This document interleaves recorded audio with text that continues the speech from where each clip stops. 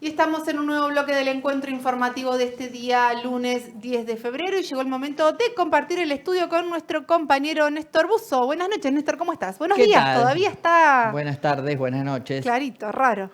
Sí. Bueno, ya se nota que se van acortando un poco Sí. las horas de luz, de las horas del día.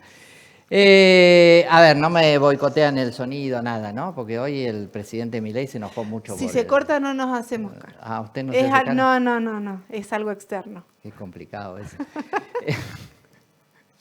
Sí, el presidente denunció boicot porque le cortaron entre amigos estaba además, más que amigos, obsecuentes. Bueno, pero vamos a las noticias.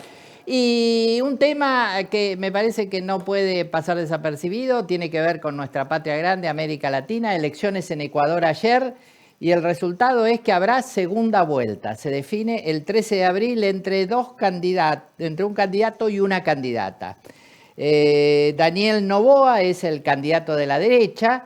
Daniel Noboa es un joven, hijo del hombre más rico del Ecuador. Exporta banana, camarones, tiene bancos, una gran fortuna, un gobierno de derecha neoliberal que está provisoriamente en el poder, y lo enfrentó Luisa González del movimiento Revolución Ciudadana, es decir, el correísmo, el movimiento creado, liderado por el expresidente Correa. Obtienen prácticamente la misma cantidad de votos, una pequeñísima diferencia a favor de Daniel Noboa, alrededor del 44%, uno 43,8%, Luisa 43,8%, Noboa 44,2%, 4,3%. El tercero, Leónidas Issa, de Pachacuti, es el partido indígena, que representa al movimiento indígena, que obtuvo casi el 5% de los votos. Todos los demás obtuvieron menos de 2%. La mayoría de ellos menos de 1%. Se presentaron 16 candidatos. Así que la expectativa, Luisa González, bueno, está compitiendo fuerte y puede ser futura presidenta del Ecuador. Es importante porque tiene que ver con el equilibrio de fuerzas, ¿no? De gobiernos de derecha y gobiernos más populares, que representan los intereses de los sectores populares. Así que la definición del Uruguay del Ecuador es importante para toda América Latina. Pero vamos a nuestro país y están pasando muchas cosas, Una de las cosas que pasan y que pasan desapercibidas es la violencia institucional, los asesinatos. Vos, Maricruz, recién hablabas y escuchábamos a familiares denunciando el asesinato de Ramiro Dina, aquí en Viedma. Un joven, 22 años, joven y pobre, vivía en Patagones. Pero a eso hay que sumarle este fin de semana, Matías Paredes, en Mar del Plata, asesinado por la policía. La policía lo interceptó, pero en autos de particular, vestidos de civil. Pensó seguramente que era un asalto, un intento de robo. Se fue con su auto, escapó de ese encierro y lo tirotearon y lo mataron. También un joven, y un joven pobre. Ivo Rodrigo Torres, 22 años, asesinado por la Gendarmería en La Quiaca. El Escuadrón 21, lo tirotearon. Llevaba lo que es habitual en la zona y además legal, hojas de coca y turrones que vendía. Un muchacho indígena, de una comunidad aborigen quechua. Ramiro, Matías, Ivo. No pueden suceder estas cosas. El clima de violencia, el discurso de violencia, el discurso de un personaje como Esper, que dice a los delincuentes hay que hacerles 4 o 5 agujeros y colgarlos en la plaza pública. Bueno, en definitiva termina en esto. Fuerzas que no tienen límite y no cumplen con la ley, con los protocolos, y los asesinados siempre terminan siendo jóvenes y pobres. No sé si Ramiro había cometido un delito o no. No sé si estaba borracho o no estaba borracho. De cualquier manera, no puede terminar muerto por una golpiza policial. cuando el Estado, a través de la policía, lo detiene, es responsable de su vida, de su integridad física. Y lo cierto es que terminó muerto. Algo pasó. Bueno, y esto no puede pasar. Y esto no tiene que pasar y no podemos naturalizarlo. Ramiro, Matías e Ivo. 3 vidas de jóvenes arrebatadas por la violencia institucional. Pero parece que no es gran noticia en el país eso. Hay otros temas. Claro, hay muchos temas. Uno de los temas importantes son los incendios en nuestra zona andina. En el Bolsón, que está en situación dramática, verdaderamente dramática, más de 700 familias que debieron abandonar sus casas, debieron evacuarse, 200 viviendas destruidas. Y el gobierno nacional tardó 12 días en reaccionar. Ahora envió algunos elementos, cuando ya habían llegado brigadistas, bueno, por supuesto, de los locales, de la provincia de Río Negro y también de la provincia de Buenos Aires y de la provincia de Córdoba. Ahora el gobierno nacional, bueno, fue el gobernador a pedir ayuda, le dijeron, bueno, lo vamos a estudiar. A los 2 días le dijeron, le vamos a mandar 5.000 millones de dólares. Uy, mucha plata.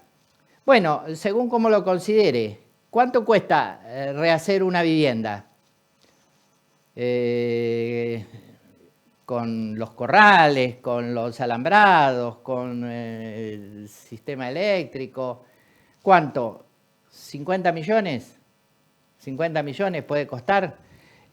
Bueno, en ese caso, los 5.000 millones alcanzan para 100 viviendas, pero hay 200 quemadas.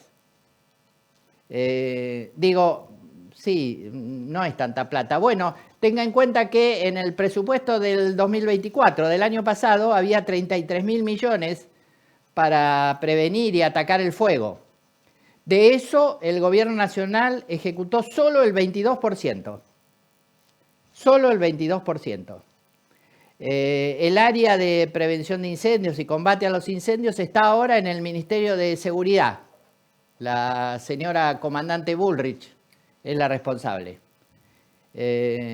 Bueno, se hizo poco o nada, porque los últimos meses del año pasado echaron a cientos de brigadistas, personal contratado para combatir el fuego. Los echaron, el ajuste, la reducción, afuera, no están. Y de los que hoy están trabajando, la mayoría tiene contrato por 3 meses, o sea, no sabe si en abril va a tener trabajo, pero están ahí. Y hay muchos voluntarios, vecinos y vecinas del Bolsón o de zonas cercanas, las comunidades originarias que ahí viven. Sí, y en ese marco además con una campaña de persecución justamente porque se sabe que son incendios intencionales, pero acusando directamente a las comunidades, ¿no? Generando una situación de violencia.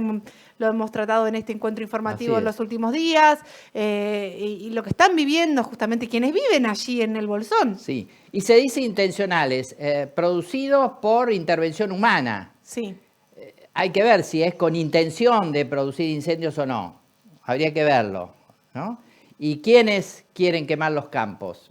Lo último que uno puede pensar es que las comunidades originarias, las comunidades mapuches que tienen una relación tan especial con lo que ellos consideran su territorio, se consideran parte de ese territorio, quemen tierras. Bueno, hace mucho tiempo se viene hablando del negocio inmobiliario también justamente en la zona andina. Entonces, bueno, son muchos los caminos y las investigaciones que se podrían abrir en ese sentido. Así es, y además analizar la plantación de flora de árboles exóticos para la región. El pino, por ejemplo, que propaga el incendio con gran facilidad.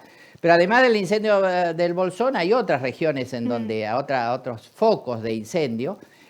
Por ejemplo, uno muy grave en Neuquén, en la comunidad Linares, comunidad que conozco, fue la primera radio indígena se instaló ahí en la comunidad Linares, a unos 50, 60 kilómetros de Junín de los Andes. Bueno, perdieron su zona de pastoreo, la zona de veranada que le llaman.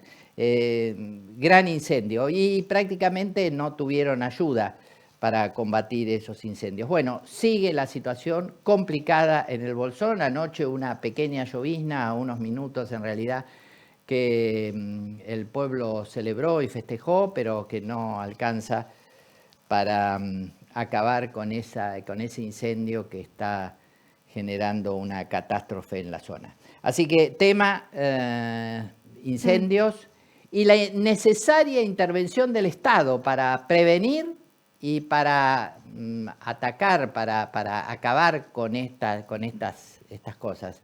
Es necesario el Estado organizado y con recursos para que estas cosas no sucedan.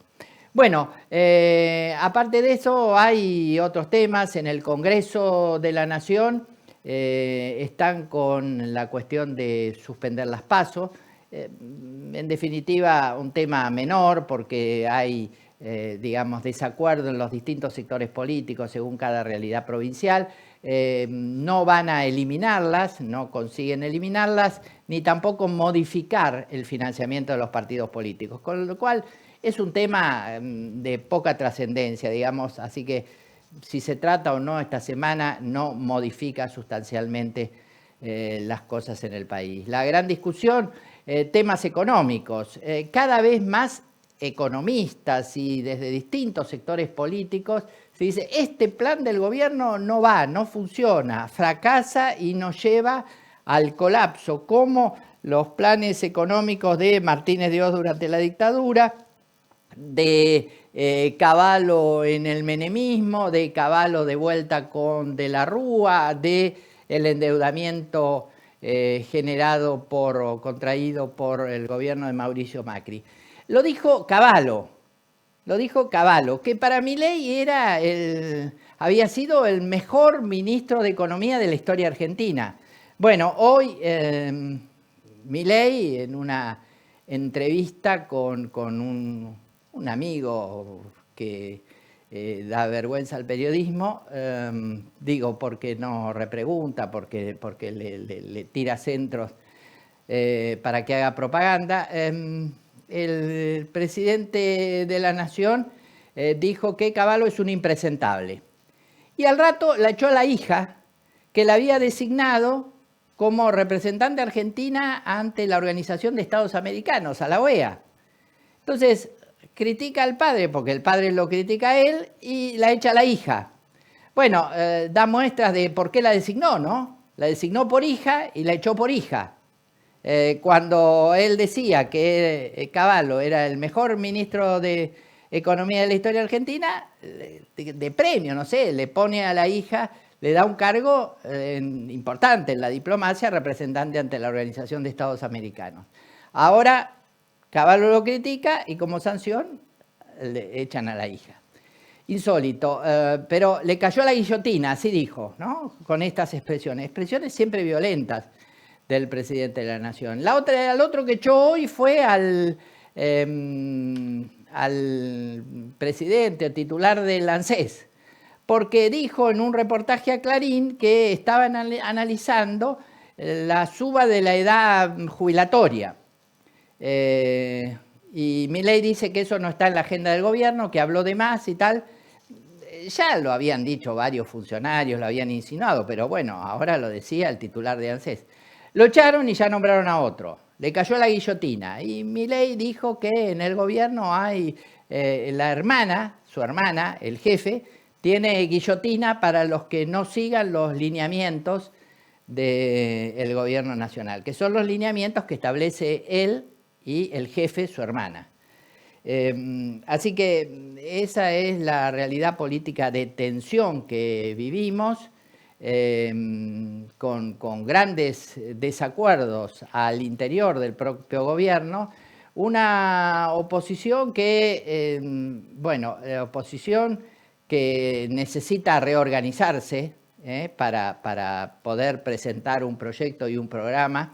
Mientras tanto, el PRO se desintegra y varios dirigentes del macrismo pasan a ser mileístas, Así que ese es otro dato a tener en cuenta. Pero lo fundamental es la cuestión económica, me parece, el debate sobre este programa que logra una cierta estabilidad en la economía, pero a costa de la reducción de la actividad económica, a costa de mantener el dólar bajo, es decir, el precio apreciado, y eso genera gran salida de divisas y, por tanto, dificultades